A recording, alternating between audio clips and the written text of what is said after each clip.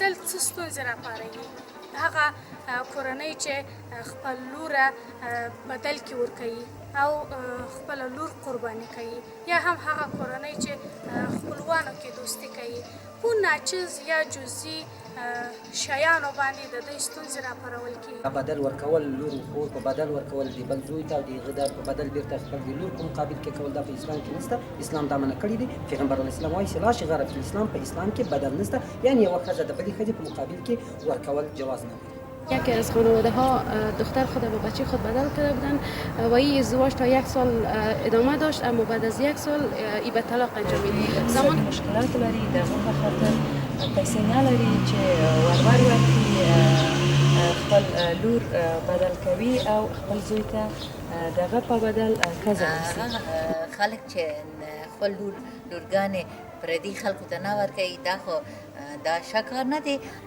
د خبریال ډاټ کام قدرمنو لیدونکو بیا هم سلامونه او ښې چارې. په افغاني ټولنه کې افغان میرمنې د یوه مظلوم قشر په توګه ورته کتل کیږي.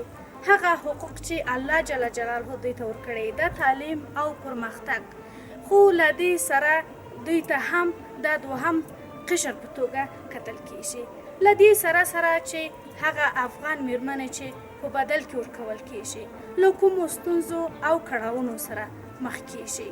هغه میرمنې چې کورنۍ چې اقتصادي ستونزې لري، یا هم ډیری کورنۍ ده چې خپلې لورګانې وایي چې موږ په پردیو کې نه ورکوو.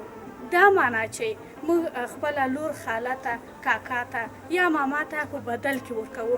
د همدې خپلوایي له امله د دوی لور په راتلونکي کې یا طلاق کیږي یا هم کورنۍ تاوتریخوالی رامنځته کیږي. دا چې څرنګه یې مخنیوی وکړو، دا چې دا کار باید ونه شي او لاملونه یې څه دي، نو په همدې هکله له اغلې شکریا ولی سره خبرې کوو.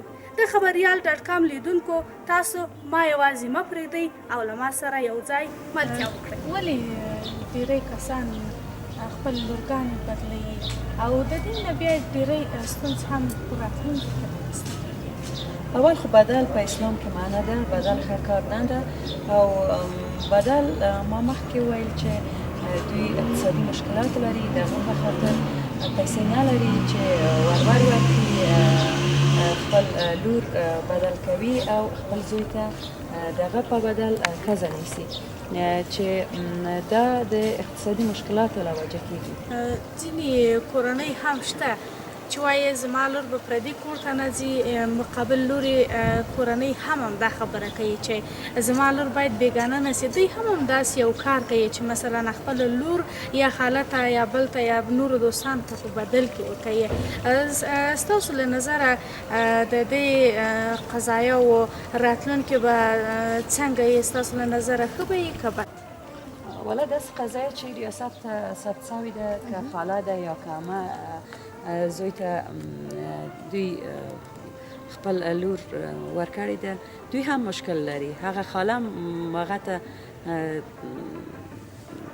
د هغوی لپاره مخکې چې خاله و داسې خاله اوس نشته، تغییر کوي. او که خاله دی که عمه دی تغییر کوي، هغه وخت خوښې کېږي او هغه وخت خوښې کېږي چې متاسفانه دا هم مشکلات لري.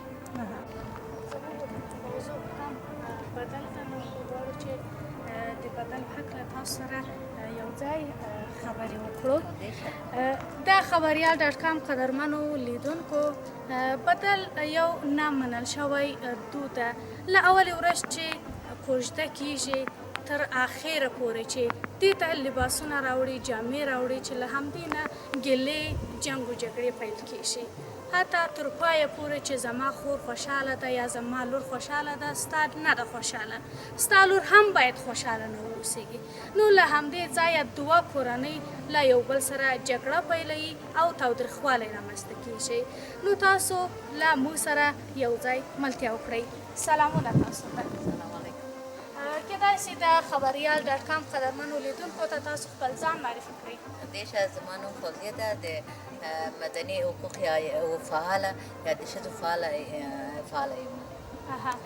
فوزي جانې، کېدای شي د خبریال ډاټ کام قدرمنو لیدونکو ته ووایاست چې دا بدل خپله څرنګه دود په غزني ولایت کې څنګه فرهنګ ده؟ دیشه بدل په غزني کې یعنی په هغه کورنۍ کې ډېر دي چې د دوی اقتصاد کته وي، یعنی د واده خپل زوی ته توان نه لري، بیا خپل لور بدلوي یا د هغه لور خپل زوی ته کوي. کله چې دوی واده کوي دا ناروا کار هم دی او په شریعت کې دې ته شوغار وایي. که بدل څوک کوي باید د دوی مهر تعیین شي، جلا جلا مهر دوی ته تعیین شي، کوم مشکل نه لري. که بیا داسې وي چې یو په بل بدل سي دا ناروا کار دی او په اسلام هم جواز نه لري او د دوی مشکلات به ډېر شي، ورځ په ورځ د دوی مشکلات زیاتېږي. ځکه چې یو د خپل پلار کور ته راځي 2 شپې کوي او بل 3 شپې کوي. د همدې خاطر د دوی په کورنۍ کې جنجال پیدا کېږي او تر پایه پورې دوی د خپل ژوند څخه یعنی رنج وړي او تر پایه پورې د دوی ژوند په تاوتریخوالي بدلیږي او هیڅ یو خوشحاله به نه وي. لیدونکو ته کېدای شي ووایي چې مخکې تا هم اشاره وکړه چې یوه خور مثلا 15 شپې کوي د پلار کره بدل ده، یوه 3 شپې کوي. په دې باندې جنګ و جګړه روانه وي چې زما لور 3 شپې وکړي، ستا لور ولې 15 شپې وکړي. یا هم له پیله له کوژدې نه همدا جنګ و جګړه پیلېږي حتی تر پایه پورې. هغه کورنۍ چې په داسې یو جریان کې چې کوژده کوي مثال، یا هم هغه کورنۍ چې دا کار کوي، څه وینا ورته لري؟ آیا دې ته دوام ورکړي؟ آیا داسې قضایاوې نورې هم پرمختګ وکړي که نه نور بس ده، نور افغان مېرمنې نه باید قرباني شي؟ دوی باید اول خو د ټولو مدني فعالینو یا مدني ښځې یا هغه ورونه چې په مدني ټولنه کې دوی فعالیت لري، دا د دوی وظیفه ده او د دولت وظیفه ده چې د خلکو په خاطر عامه آګاهي پورته کړي او دوی ته عامه آګاهي ورکړي د ښځو په یعنی ښځه چې څه حق حقوق لري او د دوی آګاهي پورته سي او دوی وکولی سي چې دا کار په راتلونکي ونه کړي او دا مشکلات د ټولنې څخه لرې سي. ښار کې خو بیا هم لږ تر لږه دا مسله ډېره سړه سوې ده، اما په کلو بانډو کې ډېره توده ده. هغه دا ده چې ډېری کورنۍ دا کار شرم بولي چې مثلا خپل لور خو بدل ورکوي، نه غواړي چې پردي قوم ته یې ورکړي، دا ننګ بولي. آیا خپل لور مثلا هغه پردي قوم ته یا هغه څوک چې نه پیژني چې خوشحالي وساتي ښه کار به وي، یا هغه چاته ورکړي چې خپل خپلوي او تر اخره پورې هماغه لور په اور کې سوځېږي؟ ستاسو له نظره کوم یو به ښه راځي؟ پیغام هغه کورنۍ ته څه ده؟ دیشه هغه خلک چې خپل لورګانې پردي خلکو ته نه ورکوي دا خو دا ښه کار نه دی او یعنې پردي خلکو ته چې ورکړي شاید د دوی لونې یا اولادونه آرام شي او ښه ژوند ولري. او زما پیغام دغه کورنۍ ته دا ده چې اول د خپل لورګانې حق حقوق وپېژني، د ښځو حق حقوق وپېژني او د دوی ژوند تریخ نه کړي. ځکه چې د یو کورنۍ چې په کورنۍ کې ژوند سم نه وي او تاوتریخوالی وي، هغه نشي کولی چې خپل اولادونه ښه وروزي او ښه اولاد ټولنې ته وړاندې کړي. زما پیغام همدا ده چې دوی د اسلام د شریعت د مخه خپل د اولادونو حقوق وپېژني او دا کارونه کړي چې بالاخره د دنیا او آخرت د دوی مشکلات به ډېر سي او دوی خدای ته څه جواب باید ورکړي. د خبریال ډاټ کام قدرمنو لیدونکو، تاسو زموږ د خور نظرونه هم واورېدل، ډېره زیاته مننه. ښه راغلاست.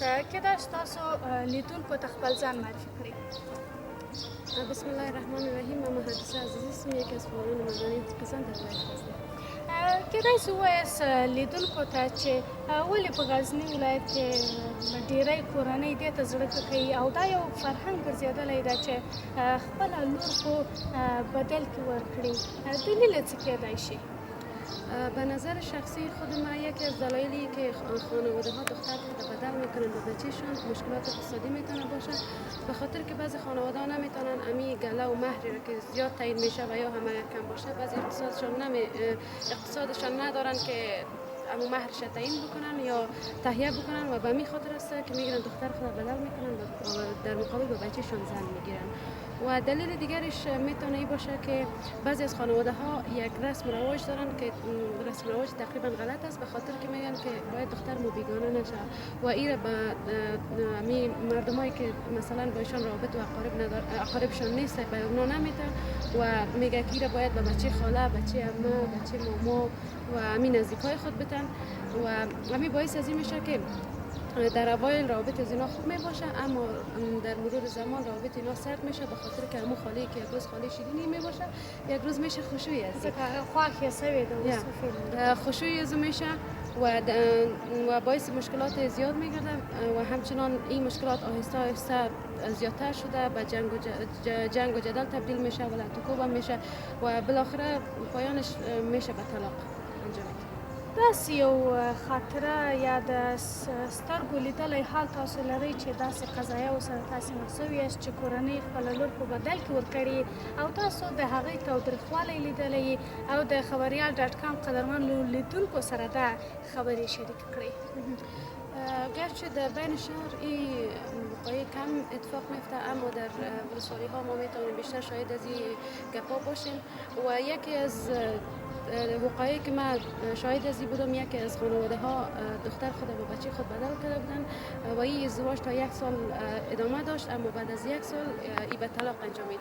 زمانی که من رفتم با مو دختر قصه کردم و خواستم بفهمم که گپ چی بوده و همین مشکلات بدل بود و این مشکلات گفت که وقتی که مثلا من یک روز در خانه پدر خود میرفتم باز او می آمد، خب مشکلات زیادی ایجاد میشه چون امو یک توقع را هر دو زمان هر دو خانواده می داشته باشه و این باعث میشه که روابط بین خانواده ها سرد گردن و خانواده ها اصلا بپاشن.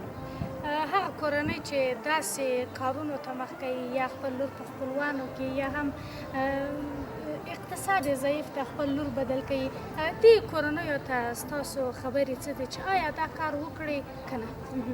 در مجموع من نظر من است که امی رسم و رسوم مهر و گله اگر پایین بیاید شاید خانواده ها مجبور نشوند که به دختر خود به بچه خود بدل بکنن و امی بدل خودش یک رسم رواج ناپسند است و باعث مشکلات میگرده. به نظر من اگر ما با این رسم رواج نبگیم بهتر است. د خبریال ډاټ کام قدرمنو لیدونکو د خپرونې په دې برخه کې له موږ سره یو دیني عالم را سره ده.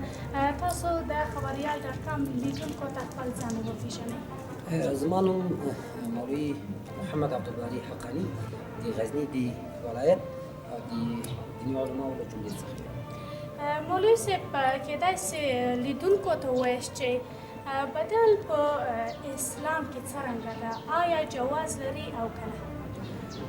اسلام هر څه موږ ته واضح کړي دي او واضح بیان کړي دي، حتی په احادیثو کې په ډېر صریح حدیثونه راغلي دي. پیغمبر علیه الصلاة والسلام فرمایي چې لا شغار فی الاسلام، په اسلام کې بدل نشته، یعنی ښځه د بلې ښځې په مقابل کې د مهر په ځای ورکول په بدل دا په اسلام کې نشته. په دې باندې زموږ علماو فتاواو او مذاهب اربعو ډېر وږ باسونه کړي دي چې په هغو بالکل د دې حدیث په تایید سره دا رد کړی ده چې په اسلام کې بدل نشته. کوم چې په افغاني ټولنو کې نن روان ده دا د اسلام له نګاه نه جواز نه لري. دا بدل ورکول، لور و خور په بدل ورکول، د بل زوی ته او د هغه په بدل بیرته خپل د لور په مقابل کې کول دا په اسلام کې نشته. اسلام دا منع کړی دی. پیغمبر علیه السلام وایي چې لا شغار فی الاسلام، په اسلام کې بدل نشته، یعنی یوه ښځه د بلې ښځې په مقابل کې ورکول جواز نه لري. کورنۍ ته مو وینا څه ده؟ زموږ ټول افغان مسلمان ملت ته چې راسي په اسلامي قوانینو عمل وکړو، د ښځو هم خپل حقوق ورکړو او د نرانو هم خپل حقوق د اسلام په چوکاټ کې ورکړو چې چا حقوق د پښو لاندې نه شي. حتی ښځې ته اسلام خپل مهر ټاکلی دی چې ښځه چې کله کوژده کوي د دې مهر ده، د دې مهر باید د بلې ښځې په مقابل کې ترک نه شي، له پښو لاندې نه شي. دا د اسلام له قوانینو خلاف کار ده، دا د اسلامي شریعت نه خلاف کار ده، دا باید ونه کړلی شي. که څوک دا کار کوي دا په اسلام کې جواز نه لري او دا بالکل د اسلام سره په ټکر کې. د خبریال ډاټ کام قدرمنو لیدونکو تاسو مرکې واورېدلې، بدل څه ستونزې راپاروي؟ هغه کورنۍ چې خپل لوره بدل کې ورکوي او خپل لور قرباني کوي، یا هم هغه کورنۍ چې خپلوانو کې دوستي کوي، په ناچیز یا جزئی شیانو باندې د دوی ستونزې راپارول کېږي چې یوه خور خوشحاله وي بله خوشحاله نه وي، نو همهغه کورنۍ چې خوشحاله ده د همدې کورنۍ چې خواشینې ده له دې سره ضد په ضد کېږي او تاوتریخوالی رامنځته کېږي. کله چې تاوتریخوالی رامنځته شو دلته د طلاق موضوع د وښلو ټکولو موضوع رامنځته کېږي. تاسو ټولې خبرې واورېدې چې باید څرنګه یې مخنیوی وشي. آیا دا ښه کار ده که بد؟ تر بیا الله مو مل د خدای په امان.